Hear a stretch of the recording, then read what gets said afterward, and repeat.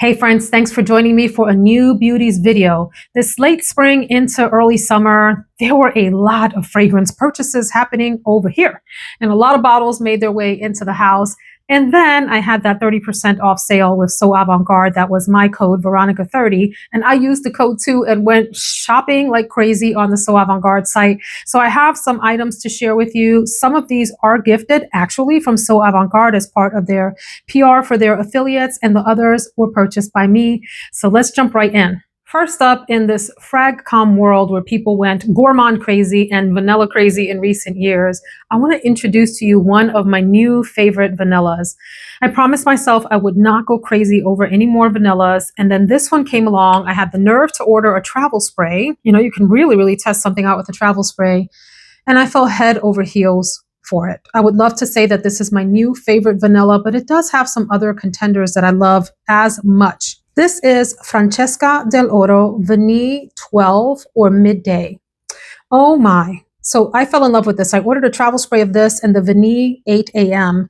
They're supposed to be designed to give you the sense of a certain moment in the day. The 8 a.m. one is beautiful too. It's a little bit softer, smoother, like skin scenty. I actually thought that this was supposed to be representing midnight because it was so sexy to me, but it's actually midday. It's supposed to represent the most playful, golden light hours of the day. But I have to tell you, this is a fragrance that has some oomph to it. Some of the notes that stand out for me, I love that this has a beautiful pear note at the top with apple and some citruses that give it this feminine, bright, inviting nature to it. In the middle, there's vanilla, vanilla absolute, whipped cream, freesia, and rose. In the base, macarons, camel. We don't want a camel note in our fragrances, or do we? Caramel, pardon me, tonka bean, and cedar. Let me spray here so I can indulge in this all over again. This to me reminds me very much of Gentle Fluidity Gold, although it has more of a fruity nuance than Gentle Fluidity Gold does. And it doesn't have that sort of, what is it, a juniper berry type note, something that lends a little bit of like a piney touch to Gentle Fluidity Gold that's not in here. This one leans more fruity, very heavily feminine, and y'all, is just super sexy and comforting. I love it when there's caramel in a fragrance, but it doesn't smell like caramel. It just lends like a sweetness to the base of the fragrance that makes it cozy, inviting, ever so slightly gourmand, like it has a gourmand touch without being gourmand or edible. This is one of the most delightful, intoxicating, great vanilla smells that I have laid my nose on since I started this channel. I don't especially love the cap on the bottle. The bottle itself, I think, is kind of interesting. The cap itself looks like an afterthought. I don't like it. I wish there was something a little bit more elegant, like a gold type of top or something. Maybe something like this, but that came down to the base of it would be a little bit more appropriate for this bottle. But this fragrance, I wore it one night to sleep. I smelled it all night as this subtle, beautiful, I say subtle in that it's soft. It's soft in terms of the experience that it gives you, but you do smell it. It's a nice projection, and it stayed on me all night, and I smelled it in the morning and just thought it was the most pleasant, sweet smelling. It's a sweet pear, like a soft, sweet, ripened pear. So you get that sort of fresh, fruity cleanness from it, sugariness, if you will. And just the sweetness in the base of it that is spectacular from that caramel, the tonka bean, vanilla, and more vanilla. Beautiful fragrance. If you haven't tried this out, do try it. It's out on Scent Split. The full bottles are on back order right now. If I see it available full bottle anywhere else, I will link that in the description box, but you can still get samples. Let me double check for y'all. Yes, you can get the 9 milliliter glass travel sprays, and you can still get the 5 milliliter and the 2 milliliter. All the sample sizes are still available if you want to test this out. And while you're at it, I would say test out the 8 a.m. one too. These are not really getting playtime on YouTube, and they really deserve it. I do have another one from here. I think it's called Gardenia. And it is a white floral fragrance that's beautiful as well. And I want to try more from the house now. I'm super intrigued. Let's go next to New Notes Bonbons à la Violette, which was sent to me for review by So Avant-Garde. I think the bottle is brilliant. There aren't very many purple bottles at all out on the market with this lovely lilac. It's just nice. It's appealing to the eye. The name is really cute. Let me tell you something. If you know, you know. Fire Marshal Bill. Let me tell you something. Look. This fragrance reminded me so much when I sprayed it of Choco Violette from Mancera. It gave me that same sort of powderiness. I don't get a nuttiness in this like I get in the Choco Violette, but I do get that sort of powdery nuance that that fragrance has. It's a very dry feeling fragrance. Whereas like this one here, the Vanille midday or noon or 12 or however you actually say the name, this gives me a very creamy, moist texture when you smell it. This one is very dry. Like it makes the back of your throat kind of, close up a little bit. At least it does for me. If you are a violet lover, this is going to be a dream for you. It does have sort of a sweet violet in it. I don't really agree with the description, at least not how I experience it. It says, the fragrance transports you to a carefree world of pop sugary indulgence. To me, it doesn't really come across as like a heavily sweet fragrance. The combination of sugared violets, fruity accents, and creamy sweetness evoke the joy of savoring your favorite violet-flavored candies. Not for me. This was not creamy or really sweet at all. There is a sweetness to it, but I wouldn't consider this a sweet fragrance. There's definitely a beautiful, nice perfumey version of violet. I like the way that that comes across, but it has a powdery, dry nature to it that I think will either appeal to you or it will not. I did wear this to bed one night. I enjoyed it. It is the kind of fragrance that you have to be in the mood for because it is such a unique scent profile. I don't get much in here that's fruity or candy-like. I do get a sort of violet that has some sweet touches, but I wouldn't, like I said, call it sweet. It's violet and it's powder, and it gives me the same texture sensation that that Choco Violette does from Mancera. And it even smells like it has some of those same kind of chocolatey nuances right in the blast of the opening before it starts to settle down into the true nature of the fragrance. This was pretty long lasting. I smelled this when I woke up. And so violet lovers, rejoice. This one may be for you. And if you don't like violets, this is not going to be for you. If you're interested, this is available on So Avant-Garde. You can use my code Veronica10 for 10% off of this and site-wide. So Avant-Garde also sent over two Gritti fragrances. One is Adele and the other is Tutu Blanc. I'll talk about Tutu Blanc in another video. I reviewed a number of these. I think it was earlier last year, maybe in the early part of 2023 or even late 2022. Some I liked, some I wasn't as impressed with. I'm talking about the line itself. I do appreciate that the line tried to do something different with the design of the bottles and put the name and the little plate and whatever on the side. So you'd have to put it like this in your collection versus like this. The bottles do remind me of the Giardini di Toscana shape of the bottles with the square or actually rectangular body and then the chunky rectangular tops on them. These tops are designed to look like stone. I think they're just, plastic, cast plastic or something like that, or cast acrylic rather. This one has been compared to Good Girl Gone Bad by Kilian, which I also own. And so they both have tuberose and they both have these sort of light, fluffy, marshmallowy qualities. One of you asked me to compare them. And so here's the comparison. I would say this one is more prominent on that sort of osmanthus, almost slightly peachy smell. It's nice and sugary and fluffy, and it's softer, I would say, than Good Girl Gone Bad, which is a little bit stronger, a little bit creamier, a little bit sort of denser in texture. This one is a little bit more light and fluffy overall than that one. And it has a tiny bit more candy, sugary sweetness. Like this has the sweetness that I would have expected from the description of Bonbons à la Violette. This has a little bit of like that candied powder. Remember, I think they were called fun sticks, where you would dip the white stick into the powder and then, lick the powder off and get a sugar high from that. This sort of reminds me of those powdered candies of the past that you don't really see these days. Or even like those sticks that had the powdered sugars in them, or sugared powders rather. It gives me that vibe. There's definitely a nice white floral running through this fragrance that is very, very pleasant. I find this to be a softer wearing fragrance. It has decent longevity. I would say like medium in longevity and a decent projection off of you, but it's not a room filler. These are more delicate overall. At least that's been my experience with most of the gritty fragrances that I have liked anyway and tested. Gritti. It's nice. It's very nice. I'm excited to have this in my collection, and I would reach for it on days that I wanted something like Good Girl Gone Bad, but I didn't necessarily want the longevity and thickness and heft of that fragrance. I wanted something a little bit more delicate and light. I would reach for something like Adele.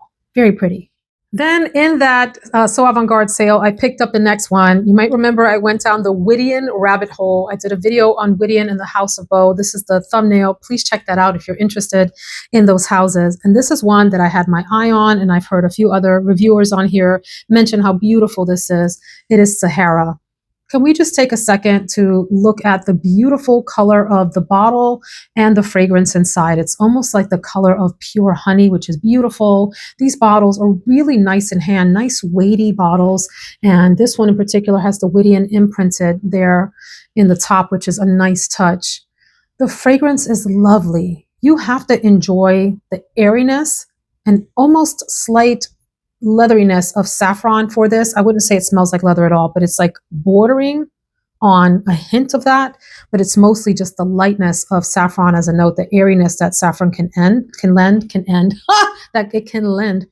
to a fragrance. What I love most about this is that it has nuances that look like the color. Not honey, but it does have some orange touches, some resinous touches that smell a little bit sort of thick and sticky. It has a beautiful ambery vanillic base with touches of woodiness and a clean, crisp woodiness that you get from cedar.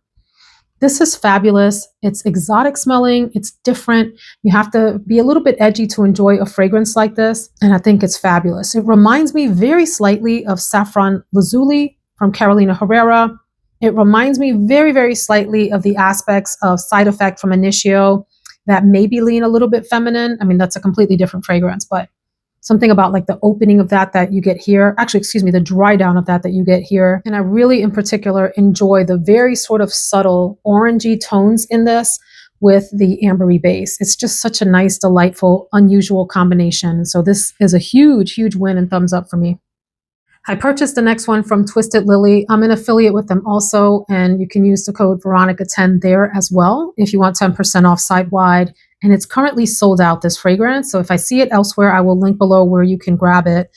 And this was a blind buy and a very pleasant one at that. This is Sand and Skin from Floraïku.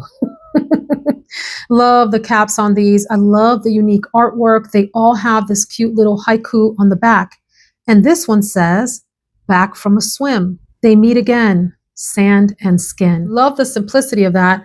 If you're not familiar with Floraïku bottles, one of the nice features is that this cap comes off and it becomes the holder for a 10 milliliter travel spray that goes in, and then there's a gold cap that comes with it too, and you can stick that in your purse as your travel spray, which is really nice. And then it has a separate cap for this.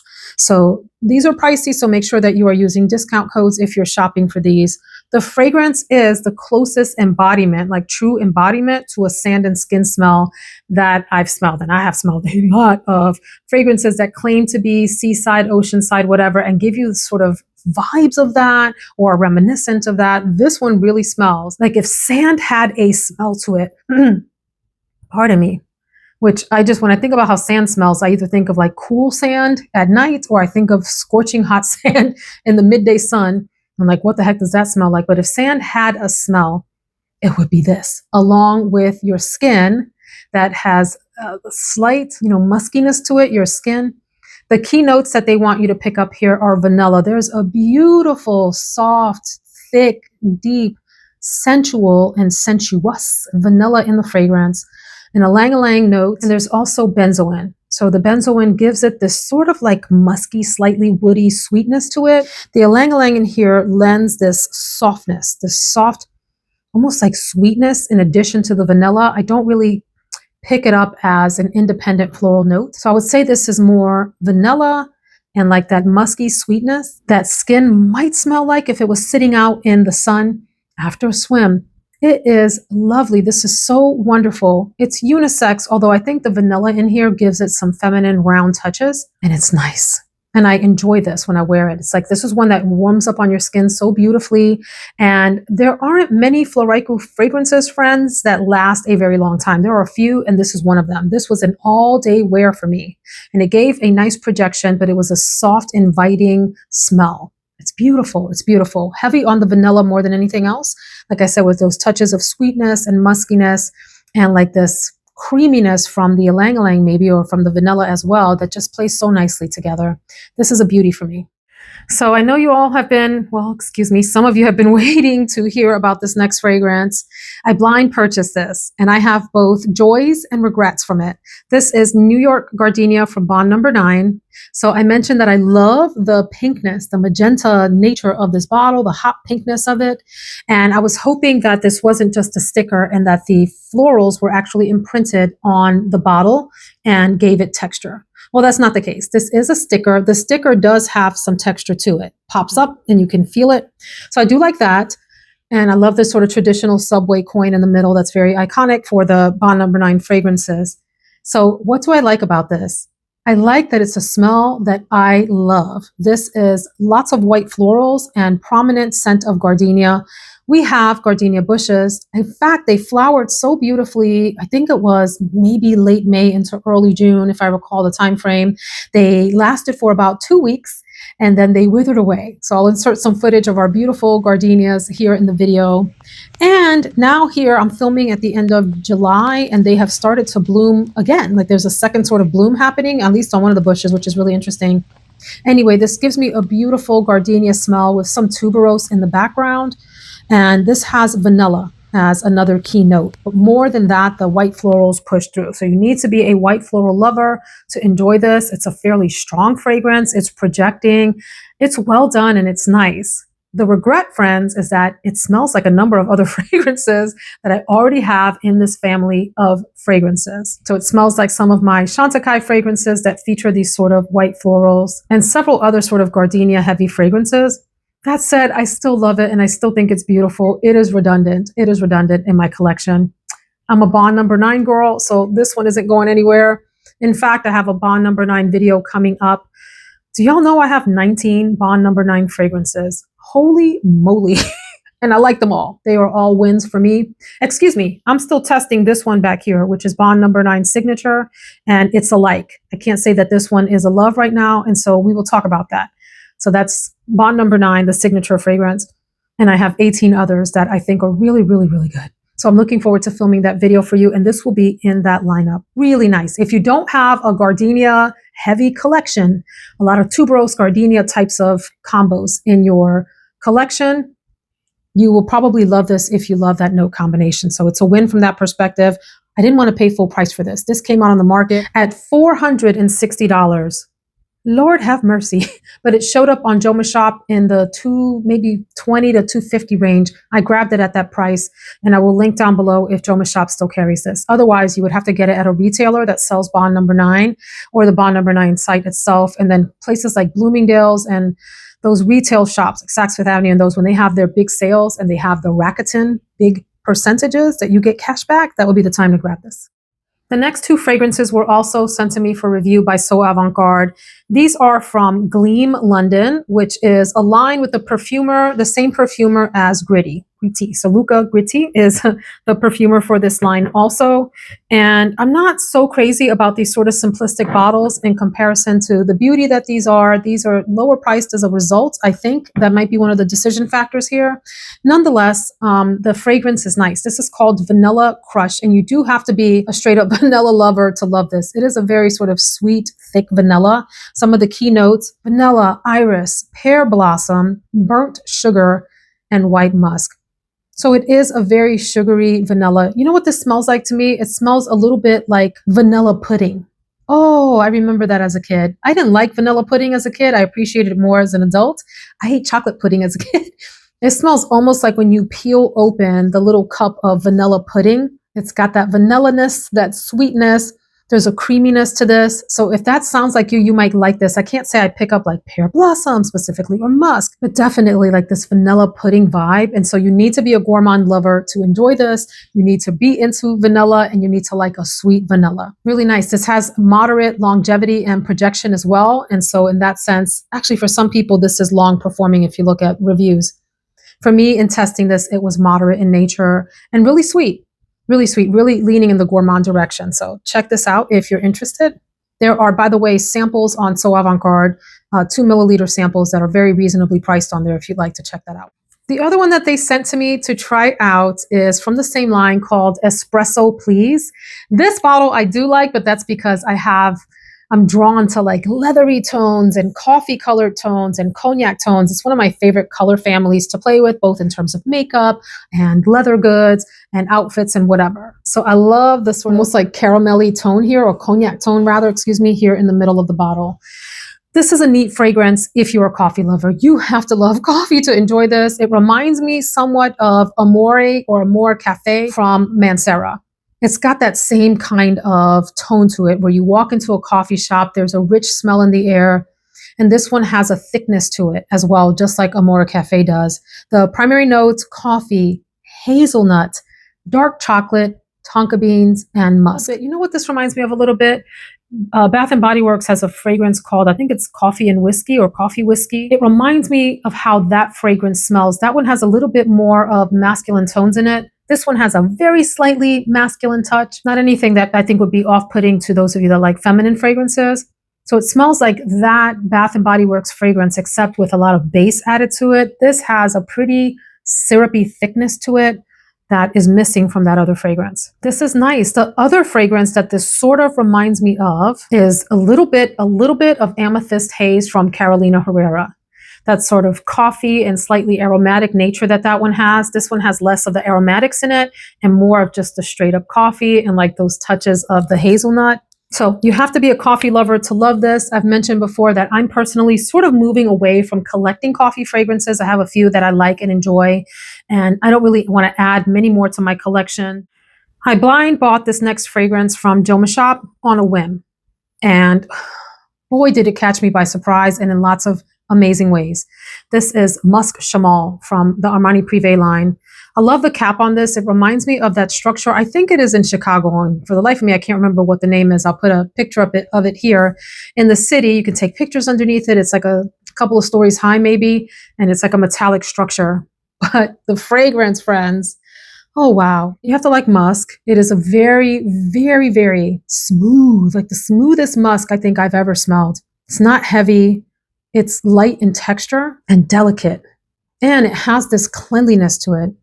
It is like the prettiest, soapiest kind of musk. There are aldehydes in the fragrance, which likely lend the clean feeling to this. It is like the most sophisticated, soapy, musky smell I think I've ever laid my nose on. And it has this deep sensuality to it that just makes you feel like you have stepped into a beautiful silk gown or something. Oh my gosh, this is gorgeous, gorgeous, gorgeous. Moderate in longevity and projection.